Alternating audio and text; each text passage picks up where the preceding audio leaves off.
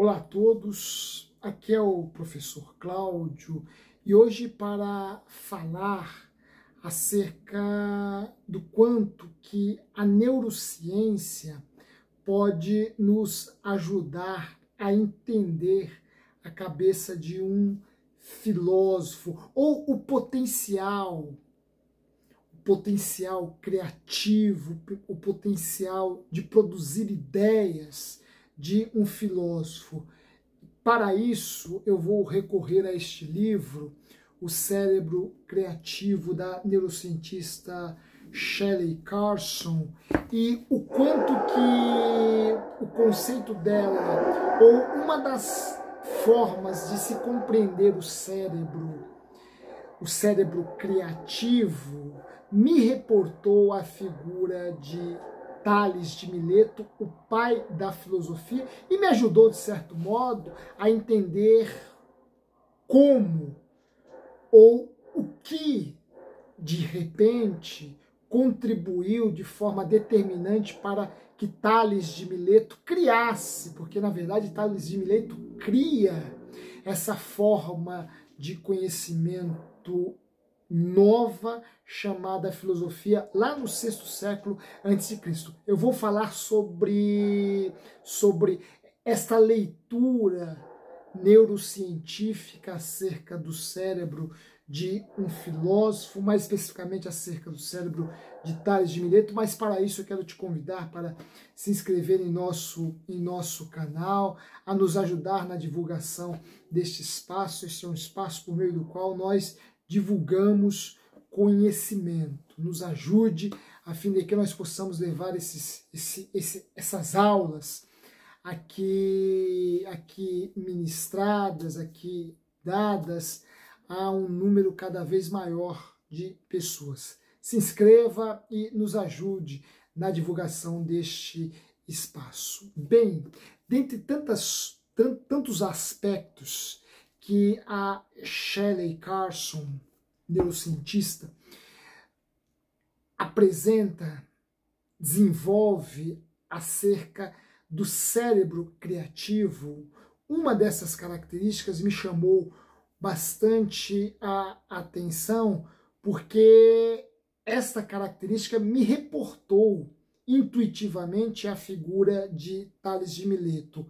A Shelley Carson elenca aqui outras figuras que foram geniais, criativas, extremamente fecundas nos mais diversos campos, nas mais diversas áreas, mas ao ler, ao me deparar com este conceito apresentado por ela, eu que sou um inveterado estudante de filosofia, um professor de filosofia, logo me reportei à figura de Tales de Mileto, pai da filosofia, que a criou no sexto século antes de Cristo. E que característica é essa que a Shelley Carson apresenta como sendo um traço fundamental do cérebro criativo?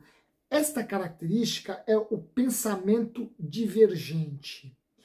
Ora, a divergência, para Shelley Carson, é um traço fundamental para o desenvolvimento da criatividade do homem. Ora, quando nós nos expomos, quando nós nos colocamos diante do diferente, diante do oposto, diante do contrário, o nosso cérebro é estimulado a fazer conexões, a estabelecer contrastes, a desenvolver relações que vão potencializando o lado mais criativo do nosso cérebro. Ora, a divergência, para Shelley Carson, é um traço fundamental, é um aspecto fundamental na potencialização do nosso cérebro criativo, do nosso pensamento mais criativo. À medida em que vamos nos abrindo para outras formas de ver o mundo, para outras formas de conhecer o mundo, as coisas, para outras formas de pensar, para outras culturas, para outras línguas, nós vamos sendo levados a estabelecer uma série de conexões. E isso é que é extremamente interessante, é que para Schelling a diferença também pressupõe a conexão, né? A diferença não significa necessariamente uma ruptura. Ora, a divergência possibilita também a relação, possibilita também a conexão. E à medida em que nós nos abrimos às divergências, nós vamos formando estas conexões que são uma espécie de motor para estimular a nossa criatividade, para excitar a nossa criatividade. Portanto, o cérebro divergente, o cérebro convergente é aquele que sempre volta para o mesmo ponto. Já o cérebro divergente procura identificar outros tantos pontos, vários pontos, e a partir dele encontrar uma forma, uma harmonia, encontrar as conexões que podem dar origem a coisas novas, a ideias novas, que potencializam, que estimulam, que excitam, que aguçam, que assulam a nossa criatividade. Portanto, uma das características do cérebro, do cérebro criativo é justamente essa sua capacidade de se abrir para o divergente, de se abrir para outras formas de pensar o mundo, de se abrir para outras formas de conhecimento, de se abrir para outras culturas e outras línguas. Esta característica me reportou a Tales. Por quê? Porque a divergência pensada neurocientificamente está na base da criação, do surgimento da filosofia ocidental. Porque Tales era natural de Mileto, uma cidade portuária, um dos pontos comerciais mais importantes do Mediterrâneo Oriental. Bem, Mileto,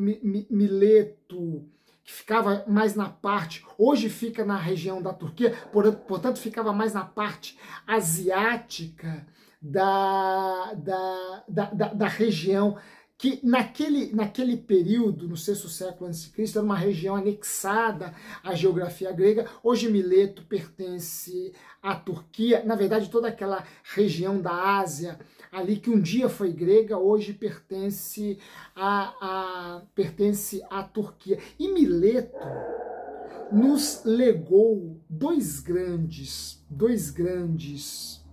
pensadores, dentre outros. Mileto foi uma cidade extremamente produtiva no campo da filosofia e no campo da ciência. E no campo da ciência, nós devemos praticamente a Mileto também ter sido ela a terra natal do pai da geografia científica, do pai da cartografia científica. Por que não dizermos, ora, de Mileto veio Hecateu, e Hecateu é considerado o pai da ciência geográfica, o pai da cartografia geográfica. Ora, a ele, Hecateu, se atribui ter confeccionado o primeiro mapa mundi, o primeiro mapa englobando todo o mundo até então conhecido pelo homem grego. E neste mapa mundi, Hecateu incluiu os 3 continentes por ele conhecidos: o continente europeu, o continente asiático e o continente africano, né? Eles não haviam ainda conhecido os outros continentes, né? A América do Norte, a América do Sul, enfim, o homem grego conhece apenas estes 3 continentes, a Europa, a Ásia e a África. E Hecateu de Mileto, considerado o pai da ciência geográfica, foi o responsável por criar esta ciência, ciência geográfica, e nos legar o primeiro mapa mundi. Ora, nós temos aqui uma cidade que serviu de berço para a criação da geografia.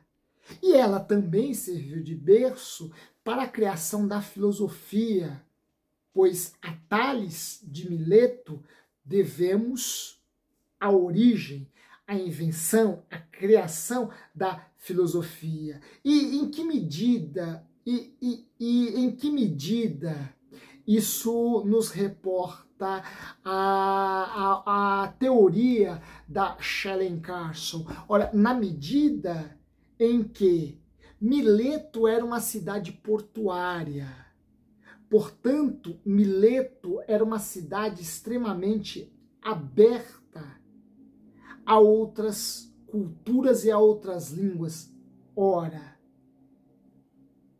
mercadores vindos das mais diversas partes do mundo antigo conhecido passavam por Mileto para realizarem, concretizarem as suas negociações. Passavam por Mileto a fim de firmar seus acordos comerciais, a fim de firmar suas transações comerciais.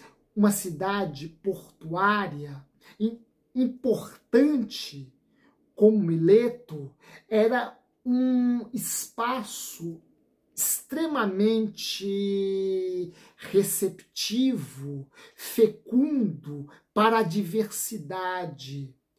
Ora, em Mileto, a diversidade cultural, a diversidade linguística e, consequentemente, a diversidade na forma de ver, interpretar, entender o mundo era um vetor, era uma variável fundamental. Ora, não é à toa que nós devemos a Mileto os pais de 2 grandes formas de conhecimento: a geografia, criada por Hecateu, e a filosofia, criada por Tales de Mileto. Portanto, considerando a teoria, o pensamento da Schelling-Carlson, não nos estranha uma cidade portuária, portanto, uma cidade aberta para a divergência, para o contrário, para as outras formas de conhecimento, entendimento acerca do mundo, a outras visões do mundo. Não nos estranha ter vindo daí 2 grandes pensadores que nos legaram 2 formas de conhecimento às quais nós recorremos até os dias de hoje. Ora, Schelling-Carlson não cita, mas nós podemos estender seu conceito de pensamento divergente a estes 2 pensadores, porque eles incorporaram, eles encarnaram a importância do contato com a outra cultura, do contato com a outra língua, como fator fundamental para o desenvolvimento da criatividade. E para fazer filosofia, embora exista toda uma tradição filosófica fechada à criatividade, à imaginação, tradição essa que tem a sua origem em Platão, porque a partir dessa tradição, essa tradição mais platônica, a criatividade, a imaginação são faculdades próprias do poeta e do artista, que é uma figura, do ponto de vista intelectual, de menor importância que o filósofo, o cientista e o matemático. A partir dessa tradição platônica, é óbvio que há divergências, como estamos falando de divergências, há contradições, mas existe uma forte corrente filosófica que deu pouca importância à criatividade, à imaginação, enquanto recursos para se fazer filosofia. Ora, a Shelley Carson nos ajuda a quebrar esse paradigma, a quebrar este estereótipo e entendermos o quanto que Hecateu, pai da geografia científica, da ciência geográfica, e Tales, pai da filosofia, foram, a seu modo, extremamente criativos ao nos legar a ciência geográfica e a filosofia, porque eram homens, repito, que tinham um pensamento divergente, abertos às novidades, abertos a outras culturas, abertos a outras línguas. E esta abertura cria no indivíduo, gera no indivíduo, gesta no indivíduo o pensamento divergente que lhe permite adquirir conhecimentos novos, se abrir para novidades e, a partir daí, estabelecer conexões que vão orientá-lo a criar coisas novas, ideias novas, conceitos novos, uma forma de entender as coisas nova. Ora, o pensamento divergente é para esta nossa pensadora, Shelley Carson, é uma das características do fazer criativo, do realizar criativo.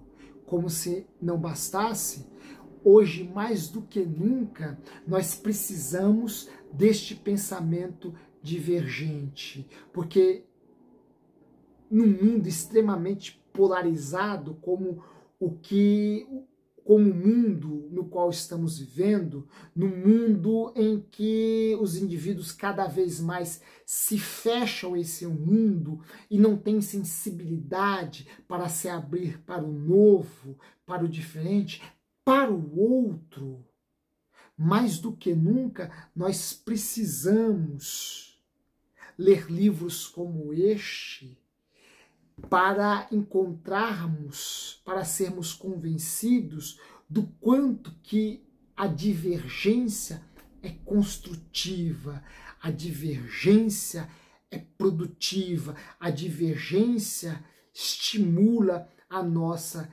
criatividade. Não é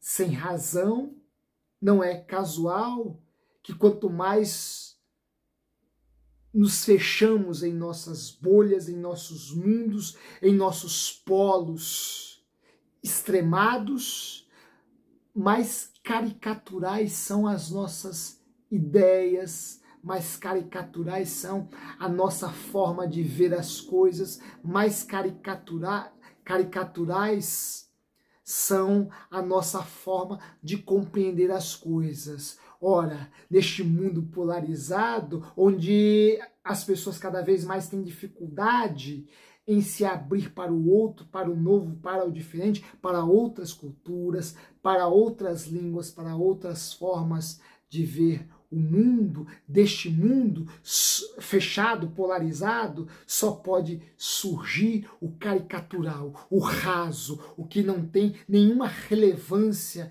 em termos de conceito, em termos de conhecimento, de filosofia e qualquer outra forma de conhecimento. Enfim, mais do que nunca, nós precisamos adotar e cultivar este pensamento divergente. Quem sabe assim, podemos pensar de forma tão grande como pensou um Hecateu de Mileto, como pensou um Tales de Mileto. Quem sabe assim, podemos explorar o que há de mais sublime e maravilhoso no nosso cérebro, que está entorpecido por conta dessa nossa postura extremamente fechada, extremamente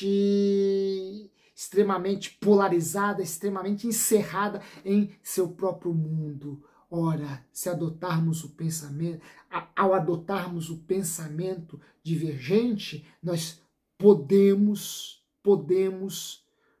estimular esse lado do nosso cérebro que ultimamente tem sido tão pouco estimulado. Pelo contrário, extremamente desprezado, extremamente subjugado, extremamente esquecido. A nossa criatividade. Adotemos um pensamento que seja ele mesmo divergente. Um forte abraço e até a próxima.